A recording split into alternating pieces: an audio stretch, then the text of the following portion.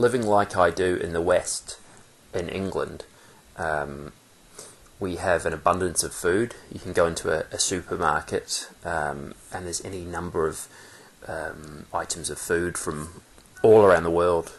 All around the world there's absolute abundance of food, and I find it hard to believe that there are places where people are living off a garbage tip. They're scraping through other people's refuge to try and find things to sell or even things to eat, I guess. Extreme poverty still in some countries, and I heard it said that there are 1 billion people without clean drinking water, which is just unbelievable, in 2019 that's the situation still. And it's just ludicrous that people are thinking of going to Mars. I made a video about this, but we can't even sort the problems out on planet Earth, but yet we're thinking of exploring Mars, and there was even talk of colonizing it, although I don't think that'll ever happen because the temperature is absolutely freezing on Mars, and there's radiation there and stuff, so but that's getting a little bit off topic, really. But yeah, there's an abundance of food in this world. It's not distributed fairly. We have a economic system in place globally which is run on stupidity, really. It's run on greed, the haves and the have-nots. It seems common sense that people that society should be structured differently. I just don't. All this fighting that's going on in these wars in Syria, in the last, I don't know how many years it's been going on in Syria, 6 years now, maybe 6 or 7 years, and the Yemen, and I guess some African places, African countries. We have an out of control global arms trade whose interest is profit. They're certainly not benevolent. They're not doing any good in the world. They produce products of misery. They don't produce anything of any value. The arms trade, they sell bombs, drones. They make all sorts of hideous, evil weapons that kill people, that destroy buildings, wreck infrastructure. Just no good at all. So the global arms trade is out of control. We have a society run, in many ways, it's run in a stupid way, making profits for giant corporations and a few individuals.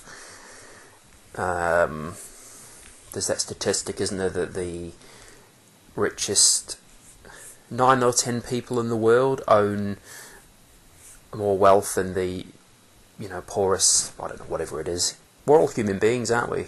And we're divided by race, and we're divided by religion. Now, I do agree with that saying that birds of a feather flock together.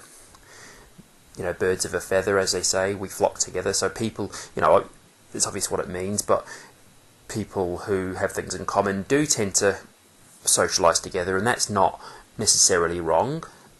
So we do have differences in race and cultures and stuff, and obviously languages divide people, but religion's a big thing that divides people. But what I'm getting at is, we should realise that we're all human beings. We all die, we all live, we all die. We're here for a very short time. To me, it's totally insane that people are dropping bombs on people who they haven't met. They're just dropping bombs because they happen to be born on a piece of land, and they get behind the flag, or they get behind the government, and they join the military, and the government decides, we're at war with these people now. They're our enemies.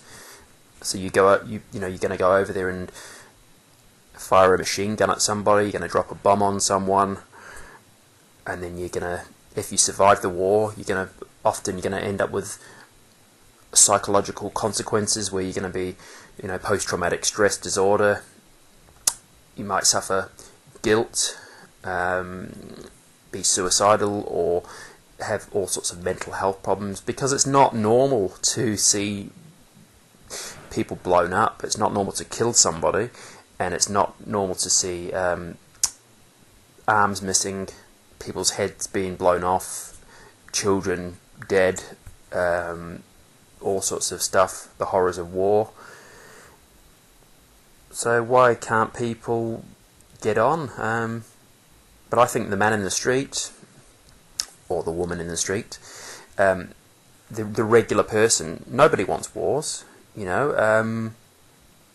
but they keep happening. Nobody wants them, but those who run our countries and our leaders and so forth, they're the ones who drag people into these deadly situations. I went off on a bit of a tangent there, starting off talking about food and stuff, but yeah, I just think the world needs to pull together, and